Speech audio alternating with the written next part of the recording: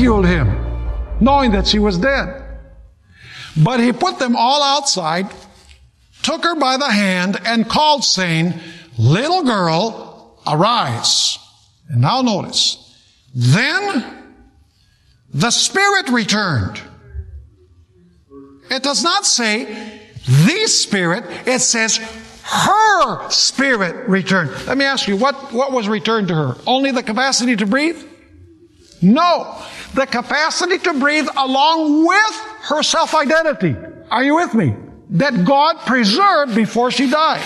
Notice what it continues saying. Then her spirit returned, and she arose immediately, and he commanded that she be given something to eat. Notice Acts chapter 7, and beginning with verse 57. This is talking about the martyrdom of Stephen. Acts 7, verse 57.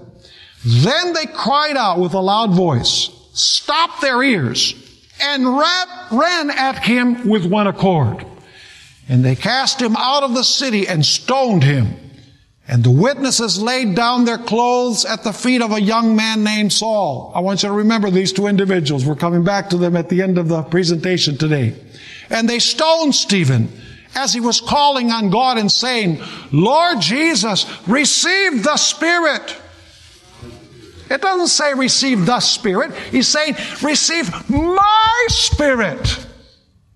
Are you understanding what I'm saying? Receive my Spirit. Then he knelt down and cried out with a loud voice, Lord, do not charge them with this sin. And when he had said this, he fell asleep. I love that. He fell asleep. It doesn't say he died, although he did die, we know, but it says he fell asleep.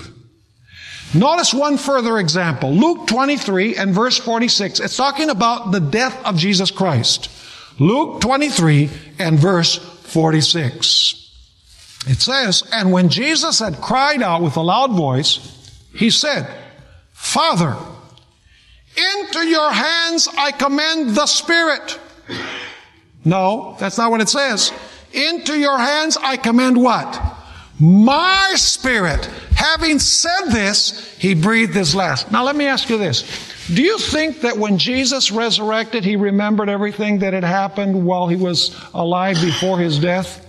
Do you think he remembered the names of his disciples? Do you think he remembered when he was arrested? Do you think he remembered when he calmed the storm? Do you think that he remembered when Peter denied him?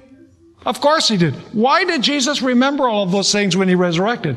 Because, folks, when God returned to Jesus, his Spirit, he not only returned the capacity to breathe or the energizing force, he also returned to him the record of his life which God had preserved. Are you understanding what I'm saying?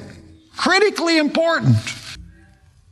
Now, there's a statement in the book of Job that used to puzzle me. It sounded pretty selfish. It sounded like Job was the only one that was going to see the second coming of Jesus. Notice Job 19, 25 to 27, and I'm going to read from the New International Version where the translation is more forceful.